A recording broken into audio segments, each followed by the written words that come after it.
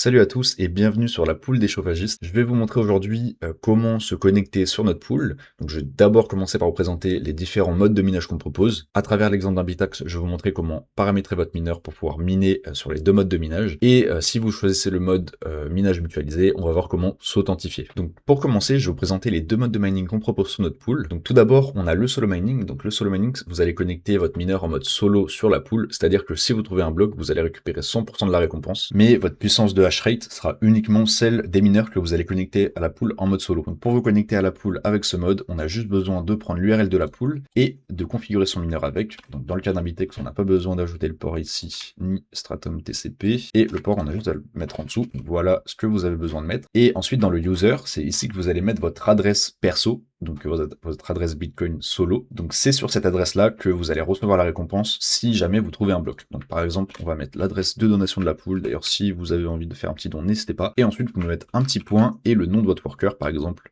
Bitex 1, vous mettez ce que vous voulez.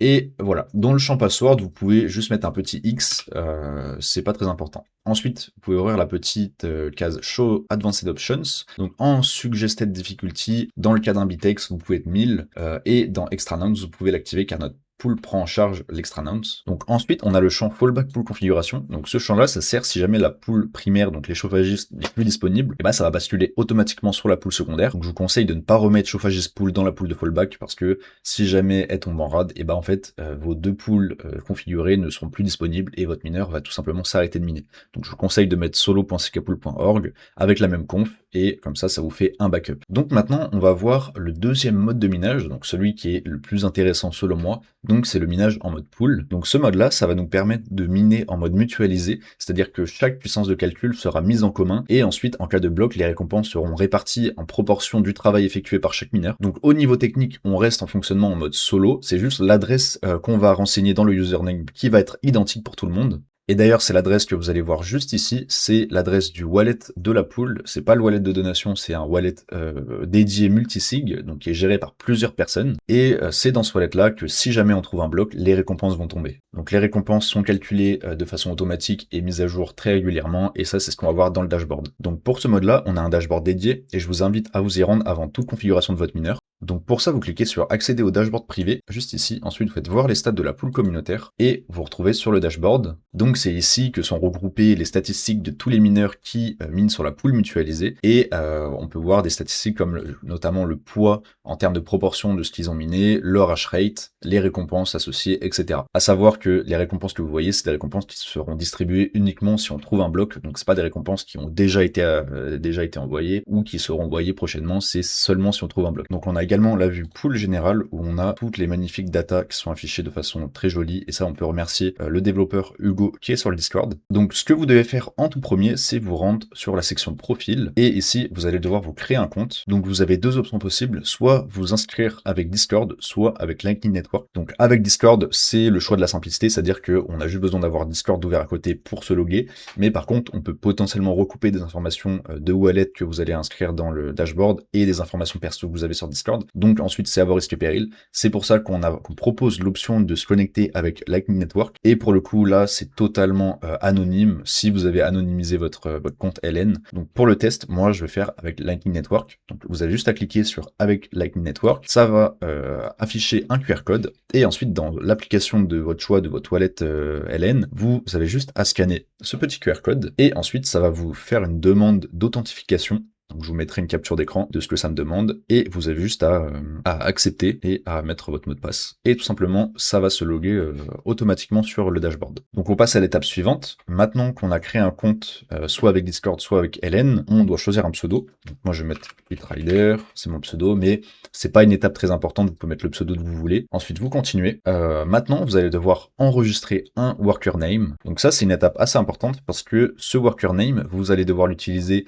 pour tous vos mineurs, et vous pourrez en avoir qu'un seul au niveau de la pool mutualisée. Donc ensuite, dans les étapes suivantes, vous allez, entre guillemets, authentifier ce worker name, et tout le hash rate qui viendra de ce worker name vous sera associé, et les récompenses également. Donc à savoir que pour le moment, on ne peut pas modifier le worker name. Donc si vous avez déjà miné sur la pool mutualisée avant de créer votre compte, mettez bien le worker name que vous utilisiez dans le passé. Maintenant, on va pouvoir cliquer sur commencer.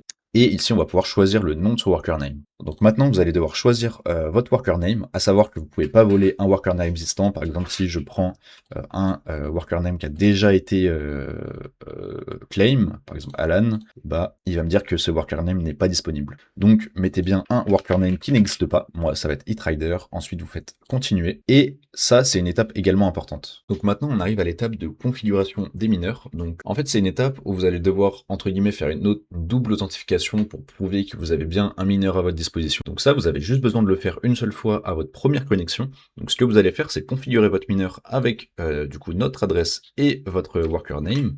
Donc on va reprendre l'exemple du Bitax et on va changer tous ces paramètres par cette adresse-là. Donc ça, normalement, ça va pas changer. Ce qui va changer, c'est le champ password. Donc là, vous avez juste besoin de mettre le password qu'on vous donne ici et vous allez le mettre dans le champ password, vous pouvez laisser toutes les options, et ce que vous faites, c'est relancer votre mineur avec cette configuration, et normalement, ça devrait valider la double authentification et vous permettre d'accéder, enfin de claim votre worker name. Donc on va le faire en live, hop, on va sauvegarder la configuration, hop, on va restarter le Bitax, donc un dashboard.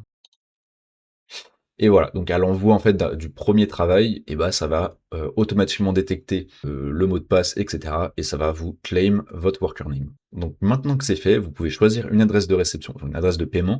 C'est une adresse Bitcoin sur laquelle vous voulez recevoir vos récompenses en cas de minage de blocs. Par exemple, moi je vais choisir l'adresse on-chain de donation de la pool. D'ailleurs, encore une fois, si vous voulez faire un petit don, n'hésitez pas. Faites terminer. Et voilà, vous avez votre profil qui est créé, votre compte qui est créé maintenant. Donc maintenant, ici, vous pouvez voir votre worker name, votre adresse de réception que, évidemment, vous pouvez modifier. Et si vous voulez acheter d'autres mineurs, vous n'avez pas besoin de refaire toutes ces étapes. Vous pouvez juste mettre le username qu'il y a ici.